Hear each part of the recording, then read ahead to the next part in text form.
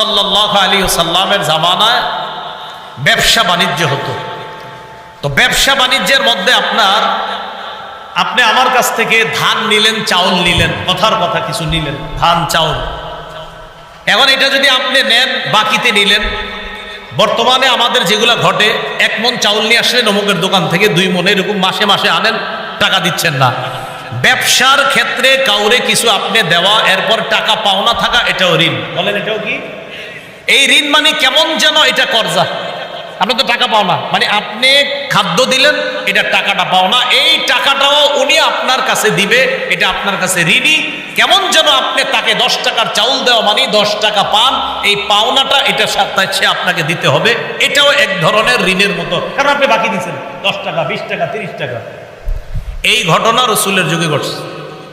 তিরমিজি শরীফের বর্ণনা, নবীজি, এটা কি কাল? গরমকাল। এটা কি কাল? তার হাদিসটাও মিলে যাবে গরমকালের সাথে। আম্মা জান আয়েশা সিদ্দিকা রাদিয়াল্লাহু তাআলা আনহার বর্ণনা, তিনি বলেন, কানা আলা রাসূলিল্লাহি সাল্লাল্লাহু আলাইহি ওয়াসাল্লাম সাউবান কিত্রিয়ান গলিজান। আল্লাহ নবীর গায়ের মধ্যে 2টা কাতারি মোটা জামা ছিল। 2টা কাতারি মোটা জামা ছিল নবীজির গায়ে। ফাকানা ইযা ক্বাদা, আল্লাহর নবী যখন কোথাও বসতেন, আরিকা, প্রচুর ঘামায়া যাইতেন।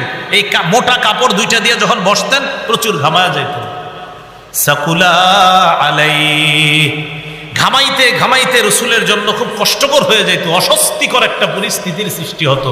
আবার বলছি, রসুলের গায়ে 2টা কাতারি মোটা জামা ছিল, কোথাও যখন বসতেন প্রচুর ঘামায়া যাইতেন।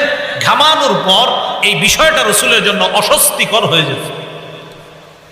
ইতিমধ্যে ফাকাদিমা ফাজুম মিনাশ শাম, ফাকাদিমা বাজুম মিনাশ শামি লিফুলানি লিল ইয়াহুদি, সিরিয়া থেকে, শাম দেশ থেকে এক ইহুদির কিছু ব্যবসায়ী মাল আসছে। কার?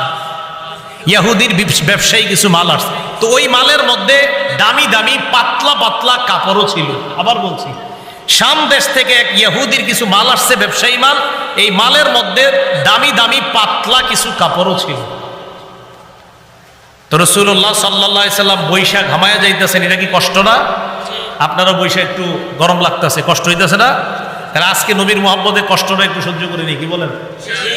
আচ্ছা, দামি জামা আসছে, দামি কাপড় আসছে ইহুদির ব্যবসায়ী মালের মধ্যে।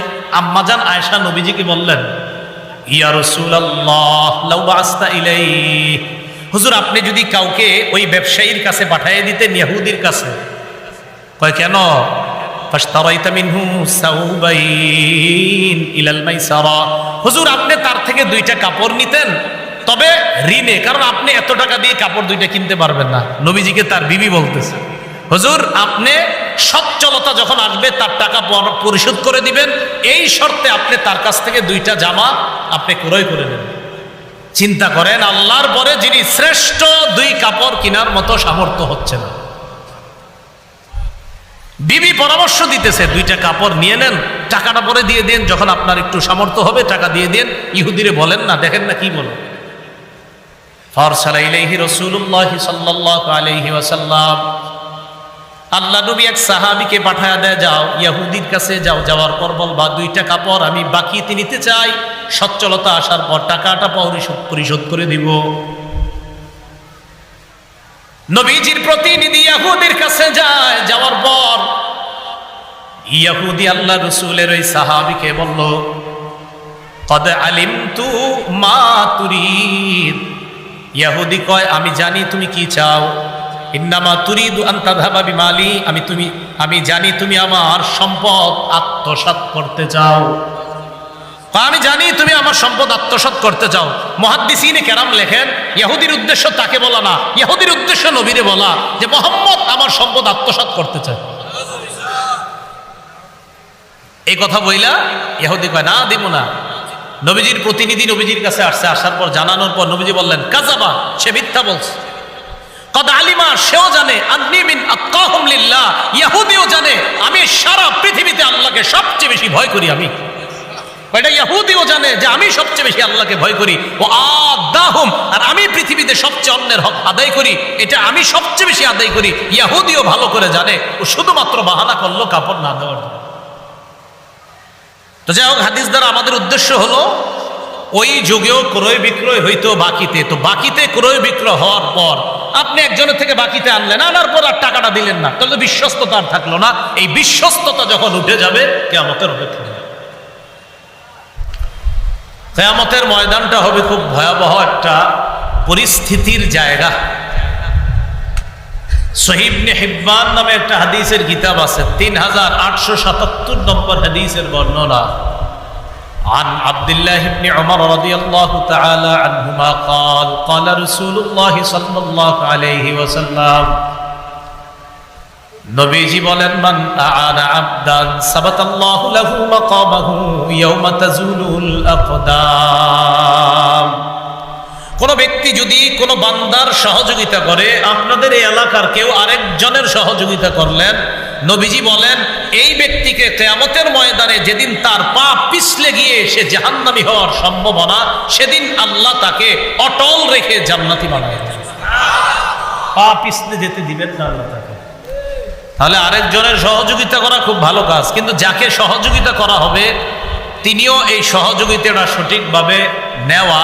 তো এই সহযোগিতার মধ্যে একটা সহযোগিতার নাম ঋণ। কি বলেন তো? ঋণ। এটা তো ভালো, কিন্তু ঋণ নেওয়ার পর আপনি তাকে পৌঁছিয়ে দেওয়া, এই যে সময় মতো দিয়ে দেওয়া, ঋণটা আদায় করে দেওয়া, এটার নাম বিশ্বস্ততা। আর এই বিশ্বস্ততা যদি না থাকে, রাসূল বলেন কিয়ামতের অপেক্ষা করো। এই বিশ্বস্ততা কি বাড়ছে না কমতেছে? হ্যাঁ, কিছু ক্ষেত্রে, প্রায় ক্ষেত্রে বিশ্বস্ততা কমে যাচ্ছে আমাদের। আল্লাহ হেফাজত করে, তাই সুদের হার বেড়ে যাচ্ছে। ঋণ দেওয়া ফজিলতের কাজ।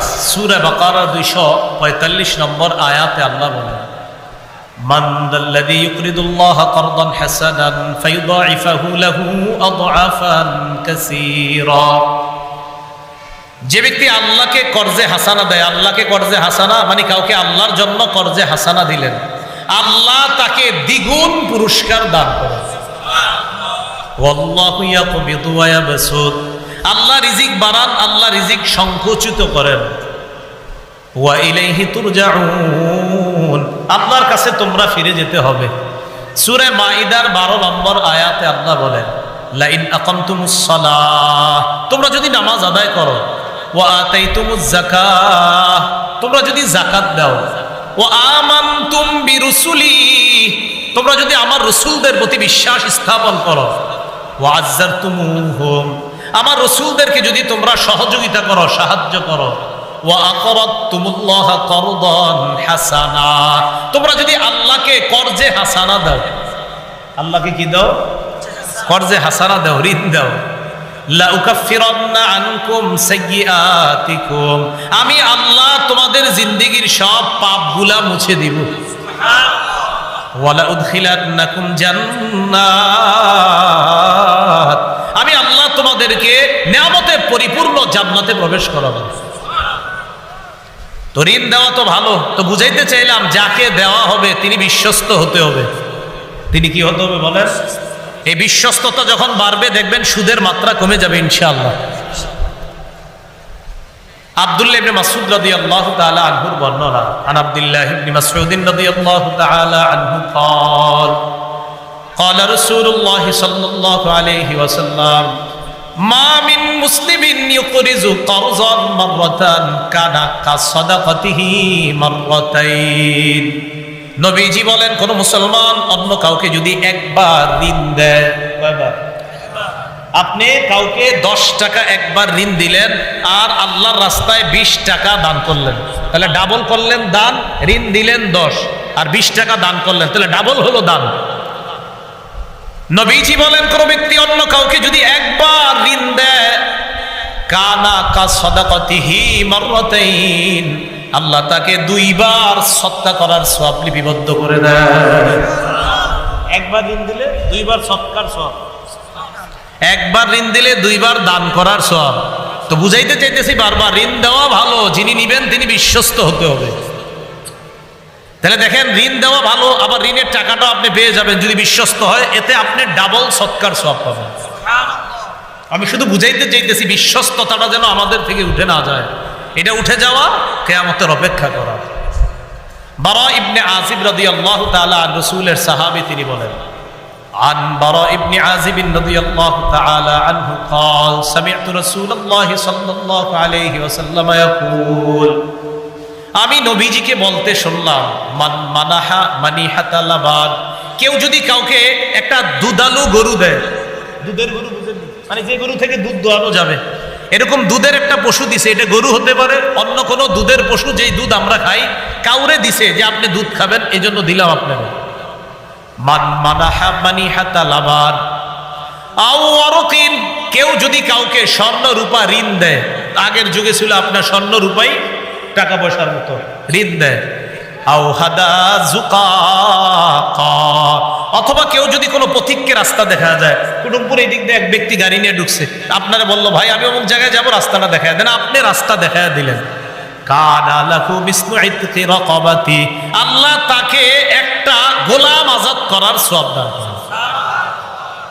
কাউকে দুধ খাওয়ার জন্য গরু দিলেন, আপনি কাউকে স্বর্ণ রূপা ঋণ দিলেন, অথবা আপনি কাউকে রাস্তা দেখায় দিলেন, আল্লাহ তাকে গোলাম আজাদ করার সওয়াব দান করেন।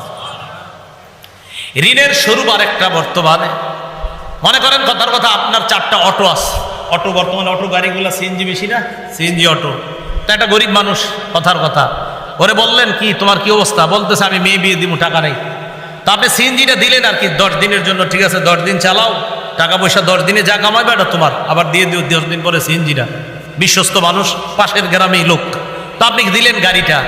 এই যে গাড়িটা যদি আপনি এইভাবে কর্জা দেন, মানে তিনি ঋণ নিছে আর কি, ভাই আপনার গাড়িটা দেন, আমি 10 দিন চালাবো, টাকা পয়সা যা পাই বিয়েতে খরচ করুন, পরে আস্তে আস্তে আপনার ঋণটা আবার পরিশোধ করে দিব, কথার কথা এরকম যদি কেউ নেয়।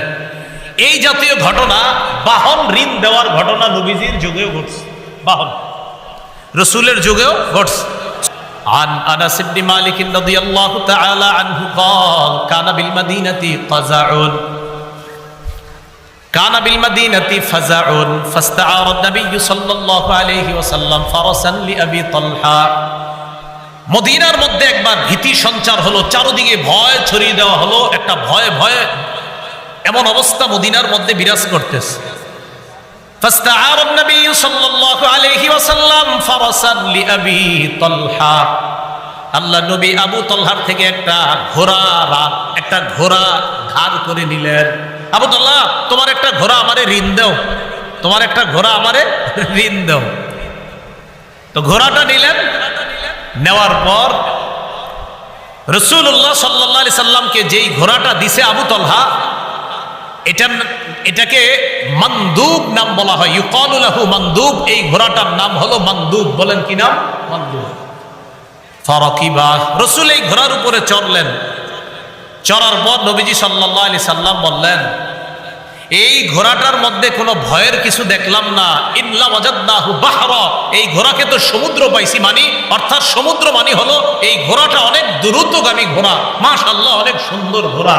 তো রাসূলের যুগেও বাহন ধার দেওয়া, বাহন ঋণ দেওয়া এই ঘটনা ঘটছে। তো এই যুগেও যদি কেউ বাহন ঋণ দেয়, এই ঋণ দেওয়া এটাও বৈধ আছে, বাকি বুঝে শুনে ঋণ দেওয়া, বিশ্বস্ততা থাকা। রাসূলুল্লাহ